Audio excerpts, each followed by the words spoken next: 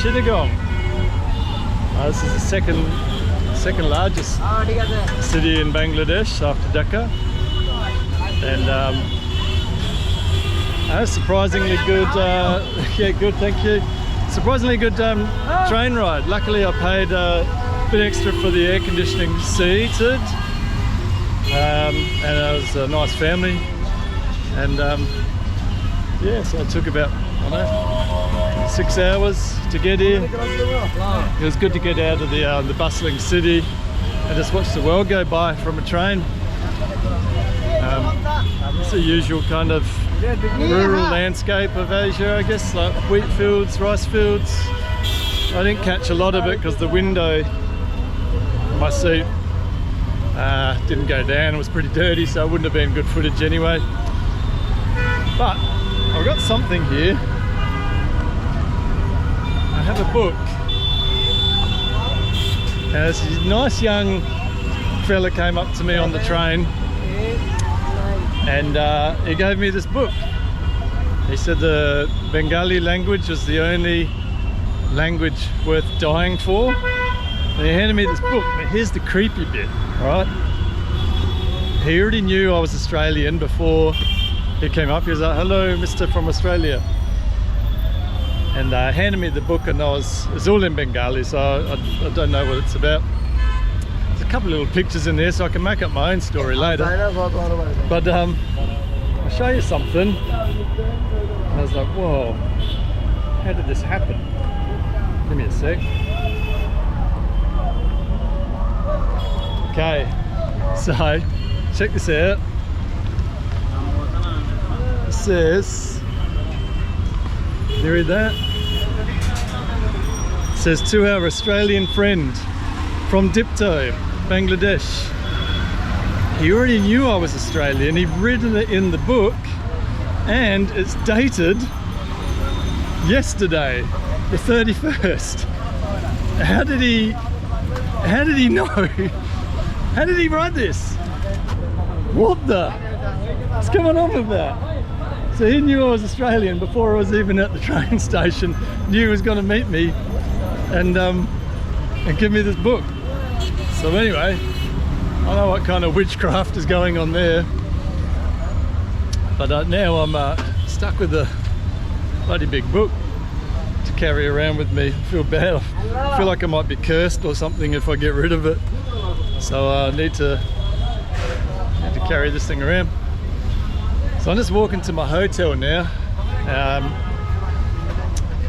It's only about 2k away. Carmel would love that. She loves walking kilometers and kilometers to get to hotels rather than pay 15 cents to get in a tuk-tuk. So, but it's a good way to get an introduction to a city. And yeah, and all around bus stations and train stations are pretty interesting places. Life's usually pretty hectic, so it's a good way to immerse yourself really quickly. We're talking about immersing yourself. Far out, man. Like, I didn't film me getting into the train station at Dhaka, which, by the way, that wasn't the main train station. Hello, how are you, sir? Really? You doing okay? Okay. Okay, all right, mate. You country? Australia. Australia. Yeah. My vagina. Okay, guys, we're gonna walk. We'll carry on. See you later. Bye. Okay. Oh shit, I'm out in the road. So trying to get into the so yeah, I was in the second largest train station, because they told me this would be the easy one to get into. The first one, holy shit, I wonder what that would have been like. So getting into it was just this major crush, and I didn't feel confident enough to go in there filming, because you're just all squashed in, everyone's pushing, shoving, and there's all these railway police, and they had these batons and like cane sticks and shit, and they were just beating the crap out of people. They'd just randomly select someone out of the 400 that was pushing past them, grab them by the throat, and chuck them down the stairs. So then I felt even worse because they spotted me, because I stand about 3 foot taller than most of them, and started beating a path of humanity to get me in. And it's nice, but it's also like, oh man, did you have to use sticks and beat these poor guys half to death? And then yesterday just open up, the people like Moses parting the sea, and oh shit, what happened? All of a sudden it went quiet. Hey, check this out. So I've been yabbering on to you guys, just bumping my gums, and I'm walking past cool old British train station. Hey, I was trying to book into this place, the Heritage Hotel Suites, but I couldn't book it online. Should we have a little look, see if we can go in? It's had a nice fresh paint job. It's looking all right. I wonder if there's somebody in here can undo the curse of my book. Nah, it's looking a little bit dodgy, and so much dodgy I can take. So yeah, it looks like it's kind of under construction actually. There's a lot of tradesmen sitting around in dresses just hanging about, having a little midday nap. This guy's doing the business. He's hosing it all down. Alright, we'll carry on. There's a nice little garden here, so yeah, that would have been a nice...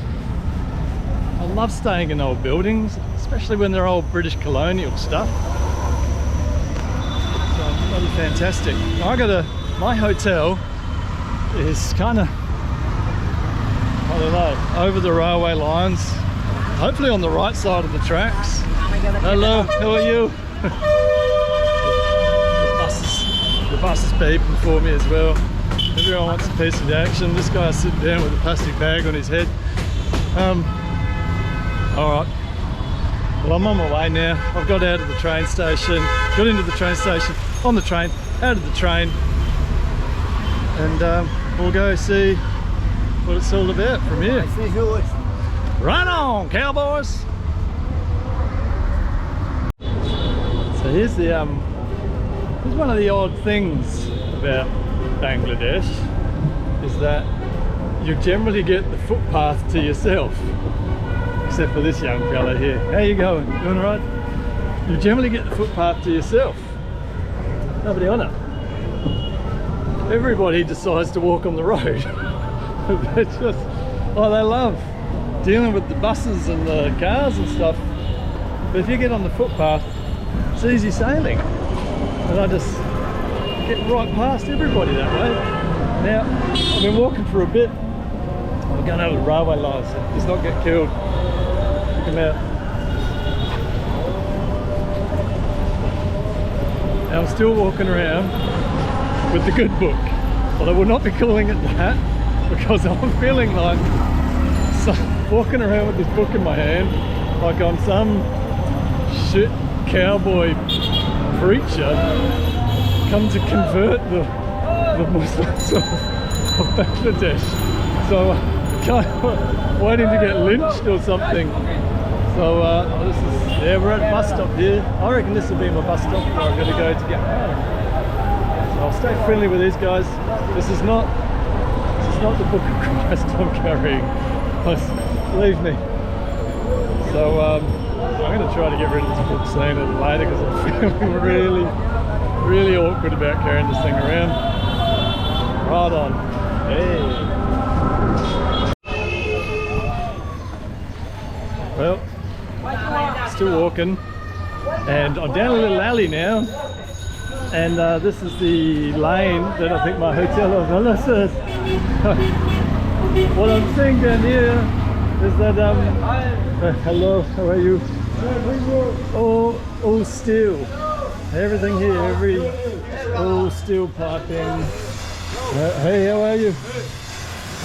Yeah, it's just where they cut the ships up, and it all just gets taken here and they recycle it. Don't know what they do with it. Make jewellery out of it. I don't know. But Yeah.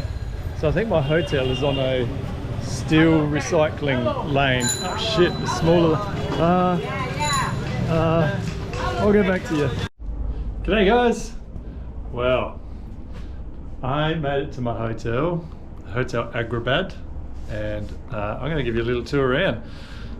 Now you guys might think that you're going to be watching videos of me in hardship, around the world, slumming it.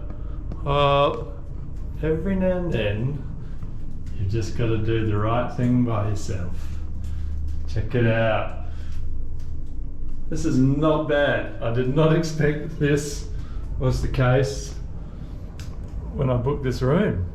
It was only like $50 Australian a night, and as you see downstairs, I'm in my bathers and singlet because I'm about to head down to the swimming pool, and here we go. Got a view. You know what that hotel doesn't have? A swimming pool, jerks. And but they do have a couple of, I don't know if you can see here, bathtubs. You got 2 bathtubs on the roof. I haven't been here long enough to find out if we have bathtubs. So so that was a fun little walk here. It took a little bit longer than I expected. It was hotter. The steel street, Market Street, turned into a cutting up of cow street, heads and all. So I had to really hold my breath for about, lucky I'm a scuba diver, because I had to hold my breath for about a good 2 minutes there. But the first thing I noticed is less traffic going on here, and I have the good book still. Here it is. I tried to give it to reception and they wouldn't take it. So I don't know if they know something about it that I don't know, but let's have a little look. Oh my god, why am I in here? What's happening? Oh shit. Okay, well, there's me. These guys, what's happening? Were they like some kind of prophets? There's me. This guy's clearly a protagonist. He's in a couple of pages here. Oh, okay, we've gone a bit bloody Spartan here. That is not me. I'm anything but Spartan, living the high life here. Me. Man, I could do this for days. Not really. I'm over it. So I'm gonna go and have a swim. Peace.